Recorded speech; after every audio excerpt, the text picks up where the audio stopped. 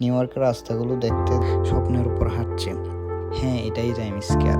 চারদিকে চালকগুলো সেন্টা ক্লজের একটা unique টাইপসের burger আর একটা আমরা খাবার নিয়ে দেন গাড়িতে। Hello everyone, welcome to my YouTube channel. আজকে আবার চলে আসলাম আপনাদের মাঝে নতুন আরও একটি ভিডিও নিয়ে। আমার সাথে রয়েছে জারিফ আঙ্কেল। আজকের দিনটা শুরু হলো এক অন্যরকম এক্সাইটমেন্ট নিয়ে। গাড়ির জানালা দিয়ে নিউ ইয়র্কের রাস্তাগুলো দেখতে দেখতে আমরা এগিয়ে যাচ্ছি ডেস্টিনেশন টাইমস স্কয়ার। আমরা ফাইনালি পৌঁছে গেলাম। এখন আইস স্কেটিং দেখতে যাচ্ছি। বরফের উপর মানুষগুলো এমনভাবে চলছে যেন তারা মাটিতে না, স্বপ্নের উপর হাঁটছে। চারদিকে টাইমস স্কয়ারের ঝলমলে আলো, আর তার মাঝে সাদা বরফের উপর রঙিন মানুষের ছায়া। এই কন্ট্রাস্টটা আমাকে একদম মুগ্ধ করে দিল। কেউ হাসছে, কেউ পড়ে গিয়ে আবার উঠে দাঁড়াচ্ছে, কেউ প্রথমবারের মতো চেষ্টা করছে।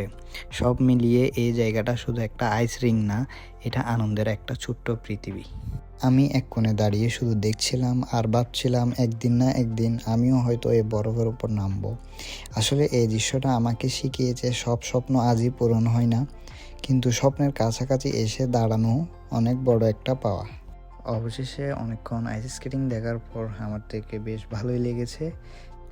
এরপর ছোট্ট একটা ঝর্ণার কাছে গেলাম। ওখানে দেখলাম পানিতে অনেকগুলা কয়েন পড়ে আছে, যেগুলো হয়তো মানুষজন ফেলেছে। তারপর আমরা আবার হাঁটা শুরু করলাম রাস্তা দিয়ে। এইটা হচ্ছে নিউ ইয়র্ক সিটির বিখ্যাত ট্যুরিস্ট বাস। প্রতিটা মিনিটে আমরা টাইমস স্কয়ারের আরও কাছে যাচ্ছি, আর আমার বুকের ভেতর হার্টবিটটা আরও একটু বেড়ে যাচ্ছে। আর তারপর হঠাৎ করেই আমার সামনে খুলে গেল আলোর এক বিশাল দুনিয়া। হ্যাঁ, এটাই টাইমস স্কয়ার। চারদিকে লাল, নীল, সবুজ, সাদা হাজারো রঙের আলো একসাথে জ্বলছে। এই আলো শুধু বিলবোর্ডের না, এই আলো একটা স্বপ্নের। এই জায়গায় দাঁড়িয়ে মনে হচ্ছিল আমি কোনো এক সিনেমার ভেতর ঢুকে পড়েছি। চারদিকে হাজার মানুষ, কেউ হাঁটছে, কেউ ছবি তুলছে, কেউ আবার নিজের মতো করে এই মুহূর্তটা উপভোগ করছে। টাইমস স্কয়ারের বাতাসটাও যেন আলাদা। এই বাতাসে আছে মানুষের হাসি, ভ্রমণের গল্প আর হাজারো স্বপ্নের শব্দ।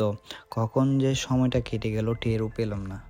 টাইমস স্কয়ারে দাঁড়িয়ে এক মুহূর্তে থেমে ভাবলাম, এই জায়গাটা আসা একদিন শুধু স্বপ্ন ছিল, আজ আমি এখানে নিজের চোখে সবটা দেখছি, অনুভব করছি।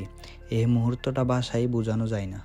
আসলে আজকে বের হওয়ার কোনো প্ল্যানই ছিল না। পরে জারিফ আঙ্কেল কল দিয়ে বলল টাইমস স্কয়ার যাবে। দেন আমিও রেডি হয়ে এক্সাইটমেন্টের সাথে বেরিয়ে পড়লাম।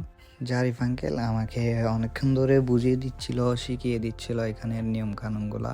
কজ আমি নতুন এসেছি, যার কারণে অনেক নিয়মই জানি না। এগুলো হচ্ছে নিউ ইয়র্ক সিটির বিখ্যাত ইয়েলো ক্যাব, যেগুলোতে করে ট্যুরিস্টরা বিভিন্ন ট্যুরিস্ট স্পটে যাওয়া আসা করে।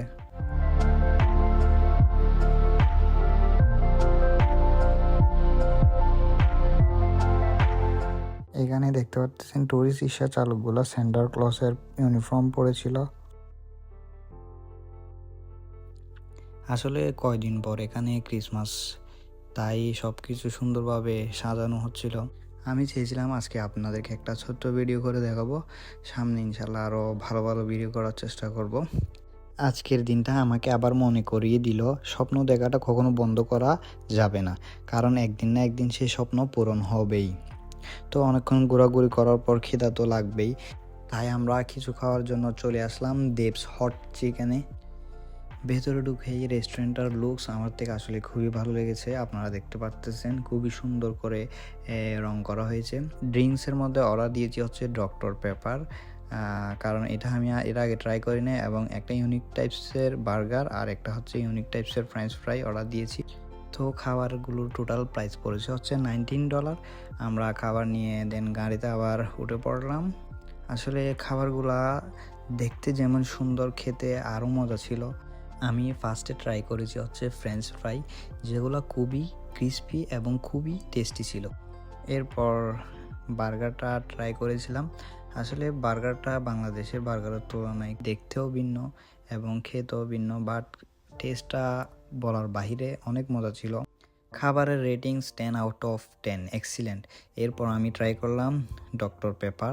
এটা আমি আসলে লাইফে ফার্স্ট ট্রাই করেছি, বাট মজাই লেগেছে।